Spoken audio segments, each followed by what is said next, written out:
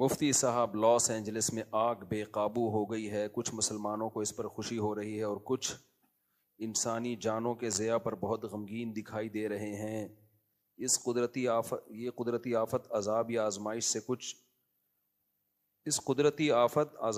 آزمائش سے کچھ بڑے ظالم لوگوں کے گھر بھی جلے ہیں، اس پر کیا رد عمل دینا چاہیے؟ دیکھو، کہیں بھی کوئی عذاب آئے یا آگ واگ لگے یا کوئی بھی مصیبت ہو، لوط علیہ الصلوۃ والسلام کی قوم کا عمل ہمارے سامنے ہے۔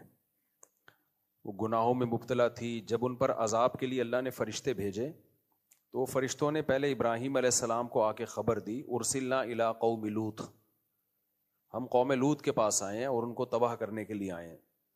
تو ابراہیم علیہ السلام نے اس پہ خوشی نہیں منائی تھی۔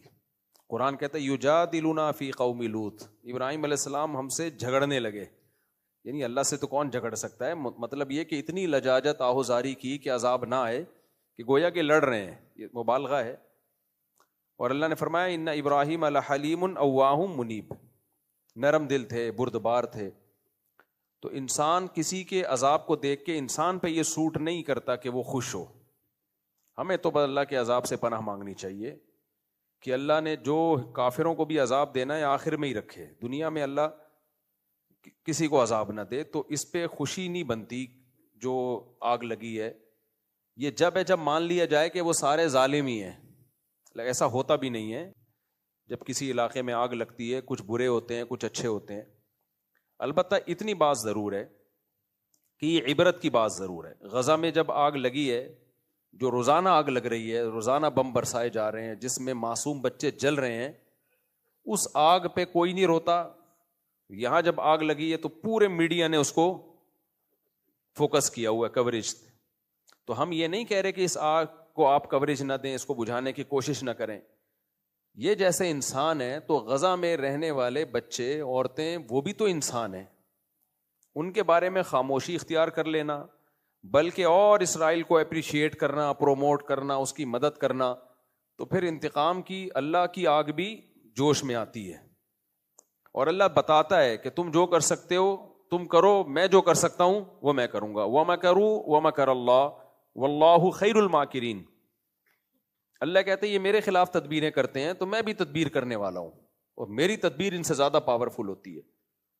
تو ہم اس آگ پہ ہرگز خوش نہیں ہیں۔ اللہ اس آگ کو جلدی بجھا دے۔ بہت سے بے گناہ لوگ بھی ہوں گے اور بہت سے ظالم بھی ہوں گے، جیسے انہوں نے کہا کچھ ظالم صحافی جو ہے وہ اسرائیل کے اس عمل کو اپریشیٹ کرتے ہیں جو وہ غزہ میں جو کچھ کر رہا ہے، تو ان صحافیوں کے گھر بھی جلے ہیں۔ نہ چلتے اچھا تھا، ویسے ہی اللہ ان کو ہدایت دے دیتا۔ لیکن یہ عبرت کی بات بہرحال ہے کہ اللہ جو عرش پر ہے وہ لا تحسبن اللہ غافلا عما يعمل الظالمون، اللہ کہتے ہیں اللہ کو غافل مت سمجھو جو کچھ ظالم لوگ کر رہے ہیں۔ تو اس لیے دنیا کو دونوں آگوں کے خلاف آواز اٹھانی چاہیے، دونوں آگوں کو بجھانے کی کوشش کرنی چاہیے۔ لاس اینجلس میں جو آگ لگی ہے اس کو بھی بجھانے کی کوشش کریں، لیکن میرے بھائی جو غزہ میں آگ لگی ہوئی ہے نا، اس کو بھی بجھانے کی کوشش کرو، اور اس سے عبرت حاصل کرو کہ ایک آگ اللہ انسان لگاتا ہے اور کچھ آگیں اللہ بھی لگا لیتا ہے۔ ہم تو حیران ہو رہے ہیں امریکہ جیسے ملک میں آگ لگ کیسے گئی۔ یورپ، امریکہ، کینیڈا، جاپان، ان ملکوں میں گیا ہوں، آگ سے بچنے کے لیے انہوں نے اتنی تدبیریں اختیار کی ہوئی ہوتی ہیں کہ آپ کی سوچ ہے۔ ہر بلڈنگ میں فوارے لگے ہوئے ہوتے ہیں، آٹومیٹیکلی آگ لگے گی تو یہ خود بخود یہ آن ہو جائیں گے۔ اور سڑکوں کے کنارے سڑکوں میں جو ہے نا ایسی جال بچھایا ہوا ہوتا ہے گیسز کا، کہ جیسے ہی یا پانی کی لائنیں الگ سے ہوتی ہیں کہ آگ لگی تو یہ خود بخود کھل جائیں گی۔ اتنا ان کا آگ بجھانے کے جو ان کے جو سروسز ہیں وہ اتنی ایکٹیو ہیں کہ آپ سوچ بھی نہیں سکتے، اس کے باوجود لگ جاتی ہے۔ وجہ اس کی ہے بھائی اللہ سے کوئی لڑ نہیں سکتا، اللہ سے کوئی لڑ نہیں سکتا۔ حادثات بہرحال ہوتے ہیں، تو ہمیں ڈرنا چاہیے کہ جو اللہ ہے نا عرش پر وہ غافل نہیں ہے۔ تو اتنی بات ضرور ہے کہ ان بڑی طاقتوں کو ہوش کے ناخن لینا چاہیے کہ آپ غزہ پہ جس طرح سے خاموش ہو۔ ٹھیک ہے کچھ لوگ احتجاج، وہاں بھی امریکہ میں بھی عوام احتجاج کرتی ہے، یہ سارے امریکہ ایک جیسے نہیں ہیں، بہت سے لوگ غزہ کے حق میں آواز اٹھاتے ہیں، یو کے میں بھی، آسٹریلیا میں بھی، کینیڈا میں بھی، ہر جگہ آوازیں اٹھ رہی ہیں، لیکن وہ اتنی پاورفل آوازیں نہیں ہیں کہ اسرائیل باز آ جائے اس ظلم سے جو وہ غزہ میں کر رہا ہے۔ تو اس لیے یہ عبرت کا سامان ہے، تو عبرت والوں کو اس سے، اور پھر جو آگ میں جلتے ہیں تو ان کو احساس بھی ہوگا کہ آگ ہوتی کیا چیز ہے. جب تک انسان اس مصیبت میں خود نہیں مبتلا ہوتا نا, دوسرے کے غم کا احساس نہیں ہوتا. جو اللہ نے ہمیں رمضان میں روزے رکھنے کا حکم دیا اس میں بہت ساری حکمتوں میں ایک حکمت یہ بھی ہے کہ بھوکا رہ کے غریبوں کا احساس ہوتا ہے کہ بھوک کیا چیز ہوتی ہے. جن کو کھانا نہیں ملتا ان بیچاروں کی کیا کیفیت ہوتی ہے. تو اللہ کی طرف سے آزمائشیں, اللہ تعالیٰ اس آگ کو جلدی بجھائے اور اس عذاب کو جلدی ٹالے, ختم کرے, اور لوگ جتنے جو زخمی ہیں اللہ ان کو جلد سے جلد شفا دے. لیکن اللہ اس سے ان ظالموں کو سیکھنے کا موقع بھی دے, عبرت کا موقع دے کہ جنہوں نے غزہ میں آگ لگائی ہوئی ہے, یا آگ لگائی تو نہیں ہے لیکن اس آگ کو وہ پروموٹ کر رہے ہیں, اپریشیٹ کر رہے ہیں, ظالموں کو کی حوصلہ افزائی کر رہے ہیں, یا اس آگ لگانے میں ان کے شریک بن رہے ہیں.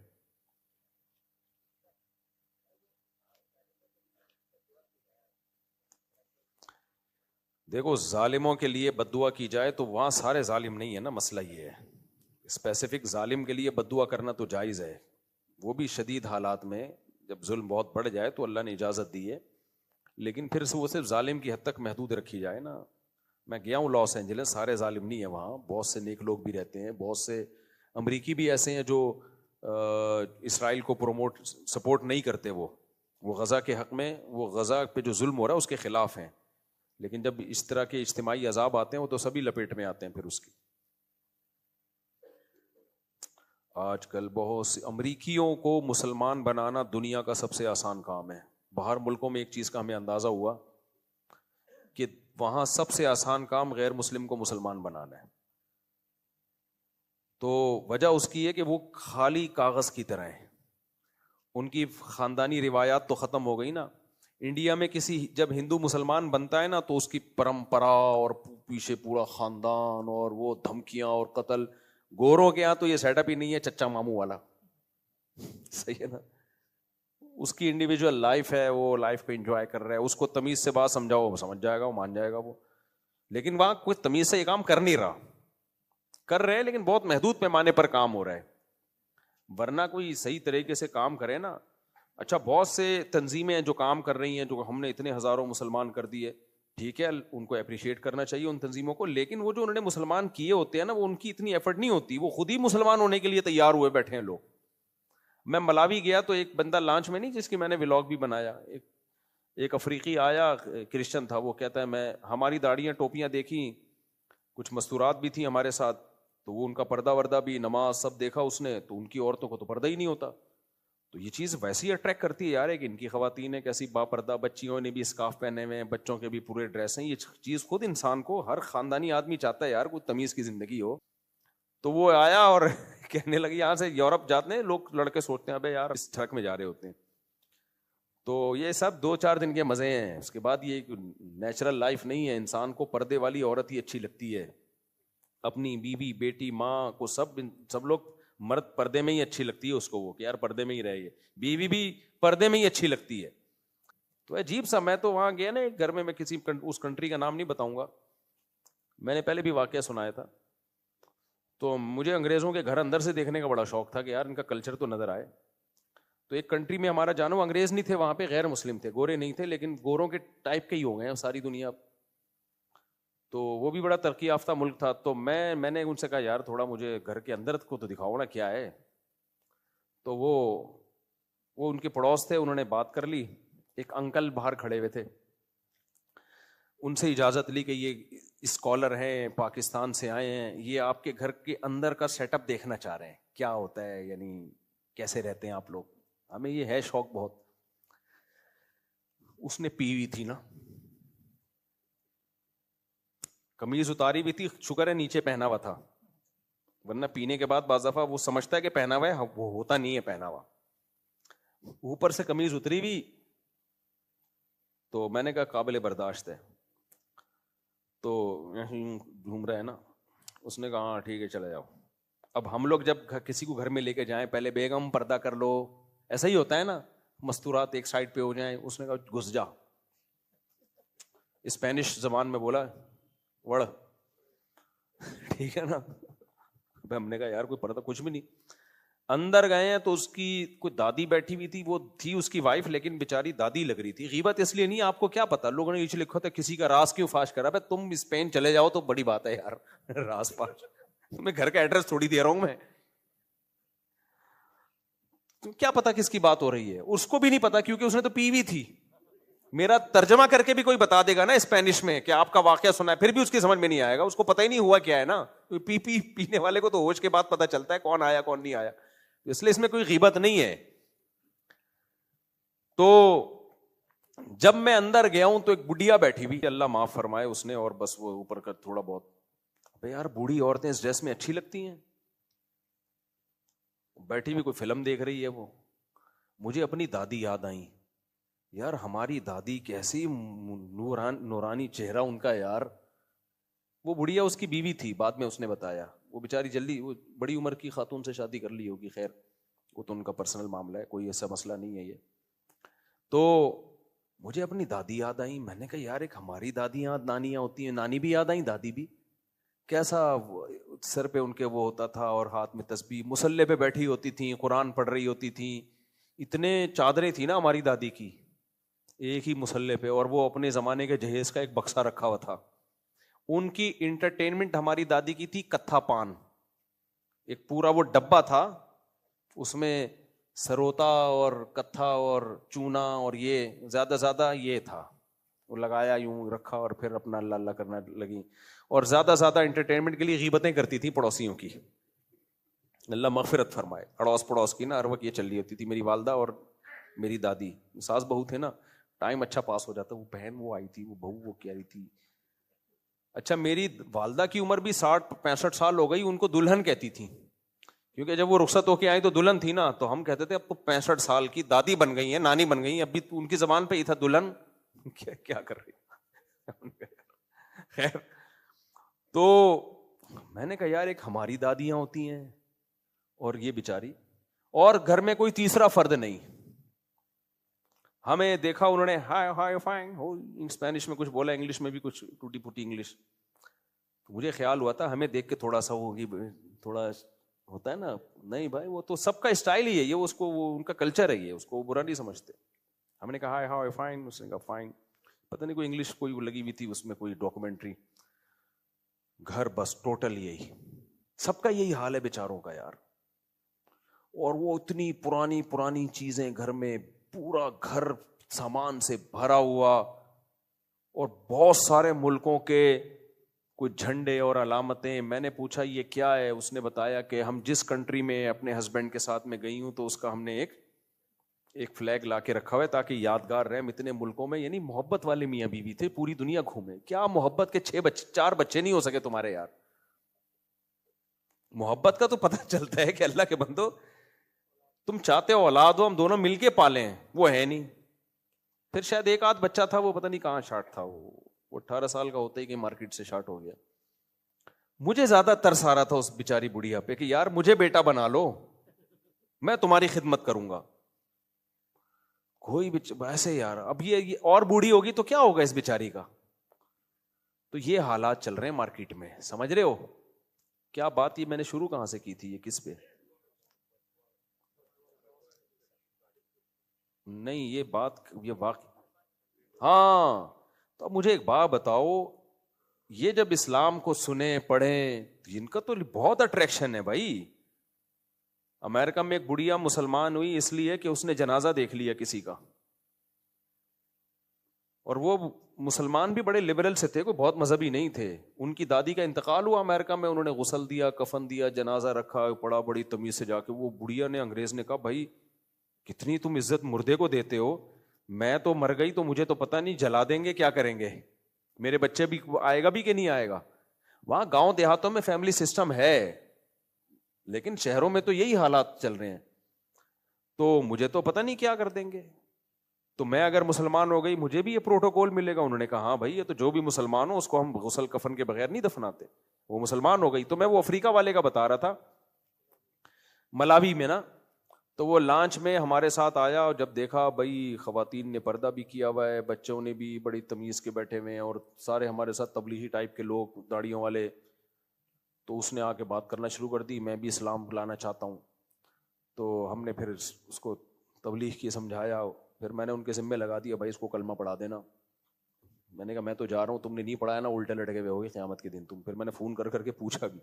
تو وہاں مسلمان کرنا کوئی اتنا مسئلہ نہیں ہے, مسئلہ ہمارے ساتھ ہے. مسلمان کر کے سنبھالتے ہی نہیں ہمارے لوگ. کوئی ایسا کچھ سیٹ اپ ہی نہیں ہے بڑا سیٹ اپ کہ ان کو سنبھالا جائے پھر ان کو تبلیغ کی جائے کوئی. تو میں اس پہ بھی سوچ رہا ہوں, کچھ کر بھی رہے ہیں, ایسا نہیں ہے سارے ایسے نہیں ہیں, لیکن کچھ لوگ کر بھی رہے ہیں اس پہ. خلاصہ یہ نکلا کہ اس وقت دنیا میں جو ہٹ دھرم اور ضدی ہیں ان کی تو میں بات ہی نہیں کر رہا, لیکن نارملی غیر مسلم کا اسلام لانا اتنا مسئلہ نہیں. ابھی دیکھو ایک عیسائی آتا تھا یہاں بیان میں بیٹھتا تھا, کرسچن لڑکا تھا, میرا خیال ہے کتنے سال بیان سنا ہوگا. کون جس کے بیچارے کی ڈیتھ بھی ہو گئی ابھی, کون لایا تھا اس کو یار, ادھر ہی کوئی لڑکا آتا ہے بیان میں. تو کئی سالوں یا کئی مہینوں سے بیان سن رہا تھا. مجھے نہیں پتا تھا یہ کرسچن ہے, بیان سن کے چلا جاتا تھا. تو کیا ہوا ہے 2-4 مہینے پہلے وہ آیا اور کہا کہ میں آپ کا, مجھے یاد دیکھ کے بھی پہچان گیا. میں نے کہا تم تو بیان میں آؤ, تو کہتے ہیں میں عیسائی ہوں لیکن میں اب اسلام لانا چاہتا ہوں. تو میں نے اس سے کہا سوچ لو اچھی طریقے سے, غور و فکر کر لو وغیرہ وغیرہ, سمجھایا. پھر چلا گیا. وہ مجھے ڈر بھی لگ رہا تھا انتقال نہ ہو جائے یار, لیکن بہرحال انسان سوچے تو نا. تو پھر اگلے ہفتے دوبارہ آیا, کہہ رہا میں بالکل سوچ سمجھ کے مسلمان ہو رہا ہوں. تو اسلام قبول کیا اس نے, ابھی اسلام قبول کروایا ہے اس کو, یہیں بینچ پہ مسلمان ہوا. میرا کینیڈا کا سفر تھا, میں کینیڈا گیا تو وہاں کسی کا میرے پاس میسج آیا کہ اس کی ڈیتھ ہو گئی ہے, ایکسیڈنٹ میں انتقال ہو گیا. میں نے کہا کون, میں پہچان نہیں رہا, تصویر بھی. میں نے کہا بھائی یہ تو وہی ہے جو ابھی ہے. لیکن مجھے وہ حدیث, ایسے بہت واقعات اپنی زندگی میں دیکھے ہیں بھائی. تو حدیث میں آتا ہے کہ انسان برے عمل کرتے کرتے کرتے ایک بالش جہنم کے قریب پہنچ جاتا ہے, لیکن اللہ کے علم میں ہوتا ہے کہ یہ جنتیوں میں سے ہے. صحیح ہے نا, صحیح حدیث ہے. تو اتنا جہنم کے قریب ہو کر وہ اعمال شروع کر دیتا ہے تو جنتیوں والے ہوتے ہیں. اور اس کے الٹا بھی ہوتا ہے, نیک عمل کرتے کرتے جنت کے ایک بالش قریب ہوتا ہے, لیکن اللہ کے علم میں ہوتا ہے کہ یہ جائے گا کہاں, جہنم میں. عین وقت پہ مرتد ہو جاتا ہے, اس کو پتہ نہیں ہوتا اس کے بعد میری موت ہے. میں نے ایسے اپنی زندگی میں غیر مسلم اور بھی دیکھے ہیں, جوان مسلمان ہوئے 4 دن بعد ڈیتھ ہو گئی ایکسیڈنٹ سے. یا تو یہ بڑے خوش قسمت لوگ ہیں. اس لیے میں کوئی غیر مسلم مسلمان ہونا چاہے نا, اس کو ڈیلے نہیں کرتا بھائی, موت کا کوئی بھروسہ نہیں ہے. ایک واقعہ تو میں بہت دفعہ سنا چکا ہوں. ہم جس مسجد میں رہا کرتے تھے پہلے, وہاں ایک عیسائی لڑکا آیا, ینگ تھا, 22-23 سال کا لڑکا, رمضان میں. اور یہ پرانا واقعہ ہے, جون جولائی کے روزے تھے ہمارے بچپن کے, جون جولائی کے بہت لمبے ٹف روزے تھے. اس میں تو مسلمانوں کا دل چاہ رہا ہوتا ہے کہ یار ہم تو عید کے بعد مسلمان ہو جاتے تو زیادہ اچھا تھا. اتنے لمبے ٹف روزے تھے. ہمارے بچپن کی بات کر رہا ہوں, اور اس وقت ایئر کنڈیشن وغیرہ کی اتنی سہولتیں بھی نہیں تھیں. بہت کم لوگوں کے ایسی اے سی جس کے گھر ہوتا وہ تو مجھے یاد ہے ایک دفعہ ہم کسی بینک میں جانا ہوا, اے سی لگا ہوا تھا. میں اپنے کزنوں کو, ابے بھائی ایسی ٹھنڈی ہوائیں آ رہی تھیں, میں ان کو جا کے بتا رہا تھا وہ بھائی. تو اے سی بہت کم لوگوں کے یہاں ہوا کرتا تھا. تو وہ لڑکا رمضان میں مسلمان ہوا. ہماری مسجد کے امام صاحب نے اس کو بہت اچھی طرح سمجھایا, سوچ لو, جلد بازی نہیں ہے, کوئی جبری دباؤ تو نہیں ہے, کوئی لالچ تو نہیں ہے. انہوں نے کہا ہم پیسے ویسوں کا تعاون نہیں کریں گے. دیکھنا چاہ رہے تھے نا, بعض لوگ 10 دفعہ روزانہ مسلمان ہوتے ہیں, ایسے بھی ہم نے کچھ غیر مسلم پکڑے ہیں. ادھر آ کے مسلمان ہوا, چندہ لیا, اس مسجد میں جا کے دوبارہ مسلمان ہوا, ادھر سے چندہ لیا. پورے کراچی میں مسلمان ہی ہو رہے ڈیلی وہ. تو ایسے بھی فراڈی ہیں کچھ. تو دیکھ لیا بھائی نہیں کوئی فراڈ نہیں ہے. تو ہمارے سامنے اس کو پھر امام صاحب نے کلمہ پڑھایا. اللہ کی قدرت, اگلے دن وہ بیمار ہوا ہے اور بخار آیا اس کو, اتنا سخت بیمار ہوا, لیکن اس نے اسی وقت وصیت کر دی, اپنے سارے خاندان میں اعلان کر دیا, دیکھو میں اسلام قبول کر چکا ہوں, اور میری موت ہوئی تو مجھے غسل دیا جائے گا, مجھے کفن دیا جائے گا, میرا جنازہ پڑھا جائے گا. اور اس کی موت ہو گئی. لیکن عیسائیوں میں ایک چیز ہے, قرآن سے بھی پتہ چلتا ہے, مشاہدے سے بھی. اللہ کہتے ہیں کہ اسلام کے خلاف سب سے کم تعصب عیسائیوں میں ہے. وَلَتَجِدَنَّ أَقْرَبَهُمْ مَوَدَّةً لِلَّذِينَ آمَنُوا الَّذِينَ قَالُوا إِنَّا نَصَارَىٰ. سورہ نساء یا سورہ مائدہ کی آیات ہے کہ تم مسلمانوں کا سب سے بڑا دشمن یہود کو پاؤ گے اور مسلمانوں کے سب سے قریب تم عیسائیت کو پاؤ گے. تبھی دنیا میں اسلام قبول کرنے والوں میں جو کنورژن ہے نا, سب سے زیادہ عیسائیوں کی ہے. عیسائی لوگ سب سے زیادہ مسلمان ہوتے ہیں. اور ان میں تعصب بھی نسبتاً کم ہے. کوئی عیسائی مسلمان ہو جائے تو اکثر اتنا خطرناک اس کا بائیکاٹ نہیں ہوتا. ہمارے بھی کرسچن کچھ دوست تھے نا, اسکول میں پڑھتے تھے, تو ان کے ہم دیکھتے تھے ان کے والدین کچھ زیادہ سختی نہیں کرتے, وہی جو ٹھیک ہے. تو بلکہ بہت براڈ مائنڈیڈ سب نہیں ہوتے, کوئی لوگ ایک دم کمنٹ شروع کر دیتے ہیں فلاں جگہ. بھائی میں 100% کی بات نہیں کر رہا, میں میجورٹی کی بات کر رہا ہوں. تو انگریزوں کا اصل مذہب بھی چونکہ عیسائیت ہے, وہ بہت آرام سے مسلمان ہو جاتے ہیں. ابھی کینیڈا میں ایک انگریز ملا, میں نے پچھلی دفعہ بھی واقعہ سنایا تھا, داڑھی ماشاء اللہ, اس کی فیملی کے ساتھ آیا ہوا تھا, ہوٹل میں مجھ سے ملا, کہتا ہے میں تو ٹوٹی پھوٹی اردو تھی, کہتا ہے کہ میں عیسائی تھا. میں نے کہا مسلمان کیسے ہوئے؟ کہہ رہے میں بائبل پڑھتا تھا, ایک دن میں نے قرآن پڑھا تو میری تو آنکھیں کھل گئی کہ اتنی واضح آیات, اتنی واضح توحید, اتنے واضح احکام.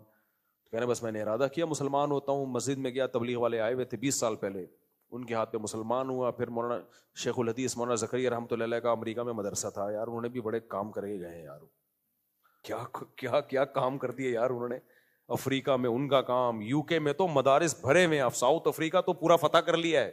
سارے شیخ الحدیث مولانا زکریا کے خلیفہ ہیں ساؤتھ افریقہ میں, مدرسے ہی مدرسے, زیمبیا میں, ملاوی میں, جہاں بھی جاؤ بھائی, اور گئے بھی ہیں. آدمی کہتا ہے یار یہ کیا تھے یار یہ.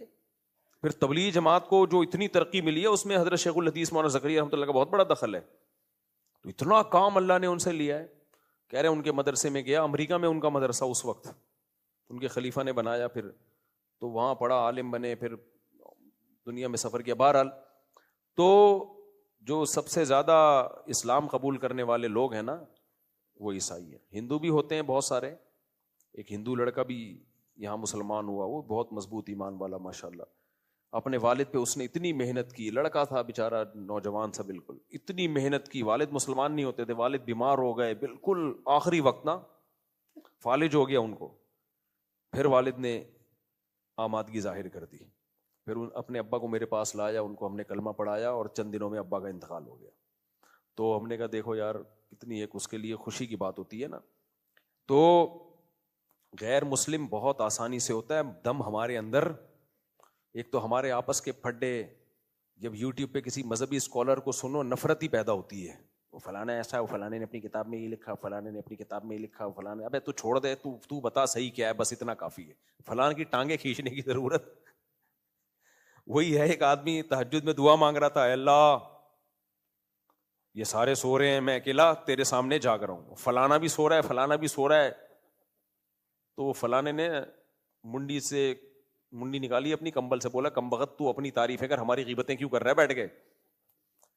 یہ طریقہ ٹھیک نہیں ہے. وہ فلانا نے یہ لکھا تو فلانا, ایسے تو کوئی بچے گا ہی نہیں میرے بھائی. آپ جو پازیٹیو وے میں کام ہے کرو, دنیا خود آپ کو سلوٹ کرے گی. اور باقی جو بار بار میں علماء دیوبند کے بارے میں کہتا ہوں, انہوں نے کتاب میں یہ لکھا, اس سے پتہ چلتا ہے وہ قبر پرست تھے. بھائی پریکٹیکلی کیا ہے, قبر پرست ہوتے تو جاتے نا قبروں پہ. مولانا تھانوی رحمۃ اللہ علیہ قبر پرست تھے, یا اشرف علی رسول اللہ کلمہ پڑھایا انہوں نے, تو دیوبندی پڑھا رہے ہوتے نا کلمہ ان کے نام کا. سب سے زیادہ ختم نبوت پہ کام تو علماء دیوبند نے کیا ہے, دوسروں کو بھی سکھایا ہے. ائمہ حرم کے دورے مولانا مظہور چنیوٹی صاحب کرواتے رہے پوری دنیا میں, ان کو پتا تھا یہ سب سے زیادہ ایکسپرٹ ہیں ختم نبوت کے مسئلے میں.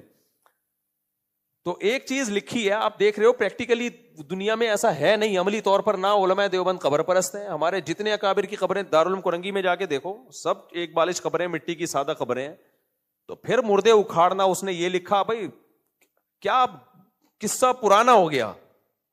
مولانا مودودی رحمۃ اللہ علیہ نے بھی بہت کچھ لکھا ہے. لوگ میرے سامنے آ کے کہتے ہیں, میں کہتا ہوں لکھا ختم. اب جماعت اسلامی میں اگر وہ چیزیں نہیں ہیں تو پرانے مردے اکھیڑنے کی کیا ضرورت ہے یار, کیا ضرورت ہے ہم کسی کے اکھاڑیں, اس نے یہ لکھا, اس نے وہ لکھا. لیکن ہوتا کیا ہے, جب کوئی آپ کے اکابر پہ کیچڑ اچھالتا ہے, پھر آپ اس کے پہ کیچڑ اچھالتے ہو, تمہارے نے یہ لکھا, پھر وہ تو اسلام تو دنیا میں پھیلنے سے رہا. علماء دیوبند نے دنیا میں توحید متعارف کروائی ہے. میرے والد صاحب بیعت تھے حضرت شیخ الحدیث مولانا زکریا رحمۃ اللہ علیہ سے بھی ان کا تعلق تھا, اور مولانا حسین مدنی رحمۃ اللہ علیہ کے ساتھ بھی ان کا تعلق رہا ہے. ہم نے اپنے والد کو کہیں سے بھی قبر پرست نہیں دیکھا. اگر ہوتے تو میں قبر پرست ہوتا, میرے ابا ہوتے. ہمارے دادا بیعت تھے حضرت رشید احمد گنگوئی رحمۃ اللہ علیہ سے, انتہائی درجے کے توحید پرست تھے. میری دادی عبد الرحیم رائے پوری رحمۃ اللہ علیہ سے بیعت تھی.